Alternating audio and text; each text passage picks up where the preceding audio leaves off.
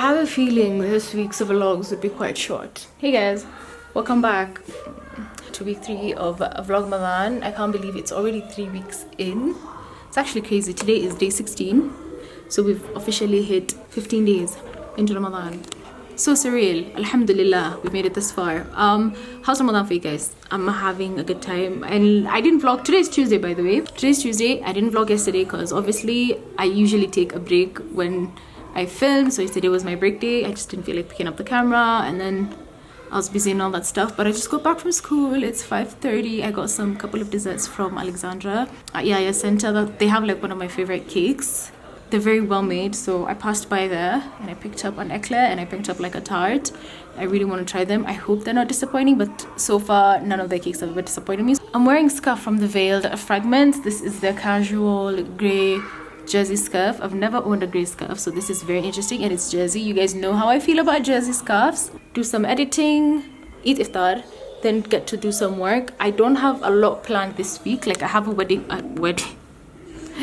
I have a meeting on Thursday at 10 a.m. I don't know if I will bring you guys with me. I don't think so because it's kind of confidential and whatever. So I have a meeting on Thursday. Then on Saturday, Saturday's most packed day, a shoot during the day, and then I have a iftar thing at Ibi's Westlands. I really want to do an Eid video as well, like outfit ideas for Eid. I feel like that would be a pretty cool video, you know. Let me know.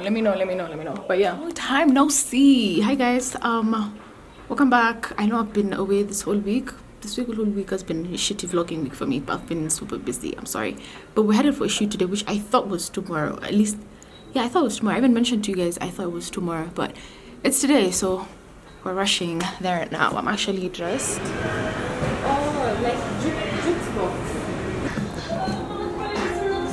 Do you need help with that? What do you do? Yes, what's something?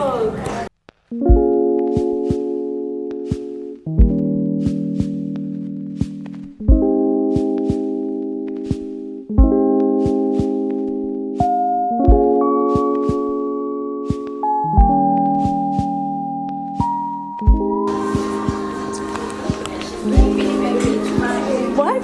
You look so good. Like you look like those old to mamas that live in the Hamptons. Like you've made it in life. Who are you? Can I just? The lighting is so bad. Stand aside. Yeah. Seated. Yeah. But now, What? Who is she? she looks good, right? Shooting for Vivo today, and my makeup looks. This is almost similar to what I usually do, except I'm wearing eyeliner, which is for me, but I am wearing a monochromatic look, and there's everyone. Quite excited actually. Just got home. So I came back from the shoot as usual, and it was pretty cool. I was shooting for Vivo, by the way, so it's pretty cool. Even if your brand isn't completely like based off of modesty, it's nice seeing people like include us. You know what I mean? Like it shows that you're trying. That's all I'm saying. It shows sometimes. So it was pretty cool. We were at the shoot with Dida, as you guys saw, Jamila Mohammed, Lulu, Hassan, I guess that's her name. Grace, Vivo team, so that's like the photographers, the stylist Robbie. She's so cool. She let us be creative with how we wanted to style ourselves. Yeah, the good thing about Vivo is they have like a lot of great basic items. Like if you're looking for basic clothing, they're the ones you need to go to, basically. So something weird about me is I'm not as natural as I'd like to be with photographers, you know. I'm used to doing my own thing, so having someone else take my photos and tell me what to do and what not all the time. I know I've done photo shoots a lot, but every time it kind of like reminds me.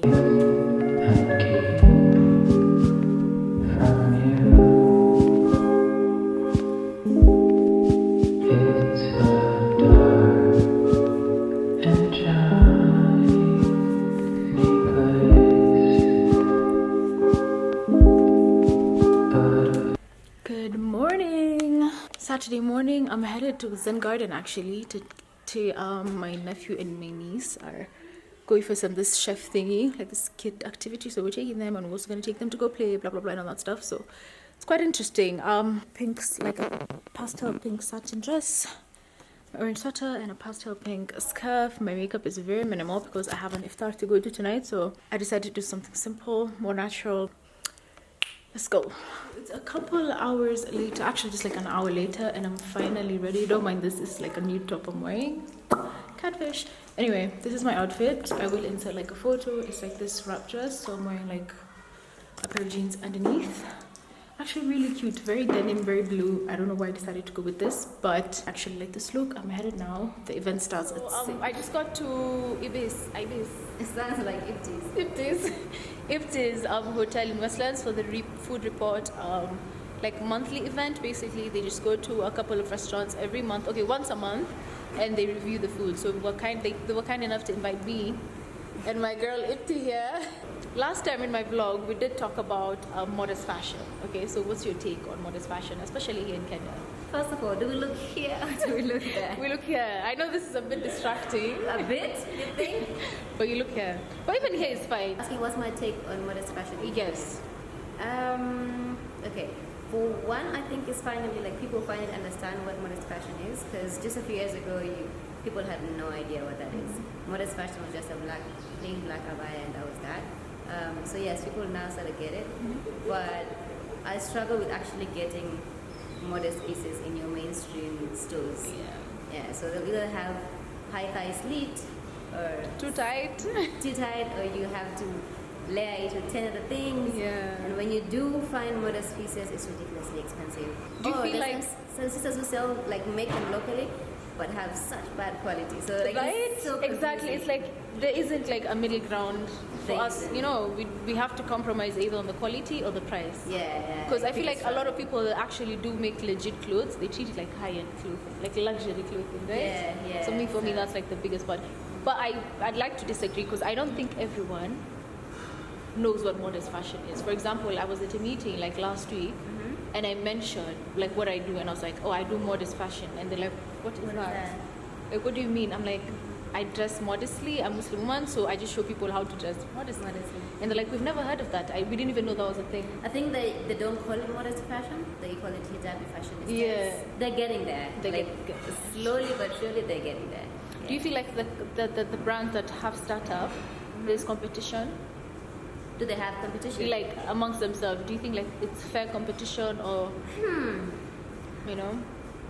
Well, it's a touchy topic to discuss, but yeah, I feel like there is some type of competition from within, and people end up copying each other's designs. And I know we've talked about this before. Yes. Oh my God. Yes. I'm like a victim. Yeah. I'm like, why don't just, if you like, this is the thing, guys. If you like how Yas dresses up, go to Yas, collaborate with her, come up with pieces, and she can advise you best how that would look like. Exactly. Instead of you trying to steal her vibe and then just branding it your own, and then you know, yours. and it still won't come to, no offense, but it still like wouldn't come to life. Exactly. Like find people that you it. think inspire in terms of modest fashion and work with them. Exactly. Yeah, working together will actually take you further. So.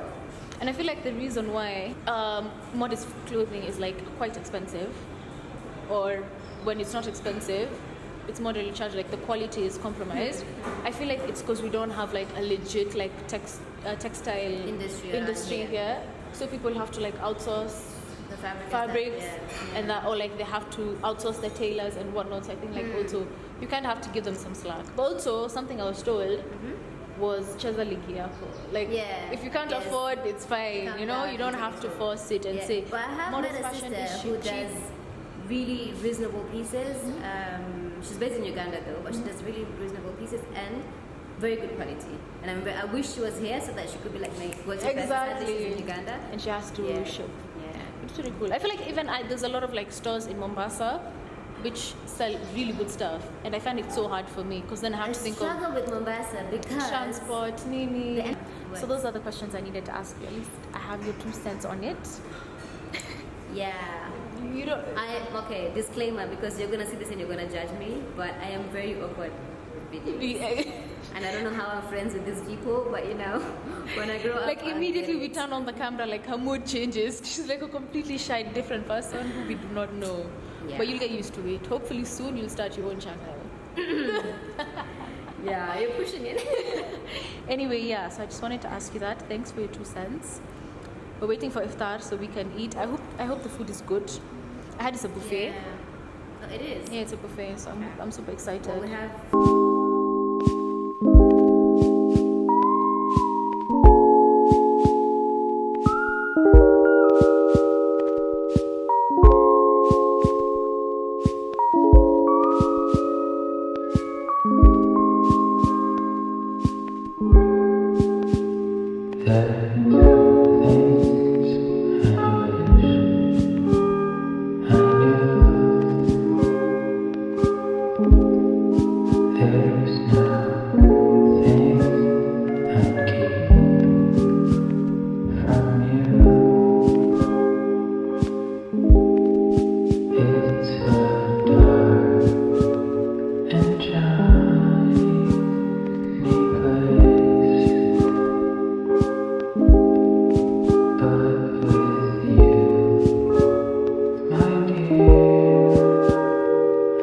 Say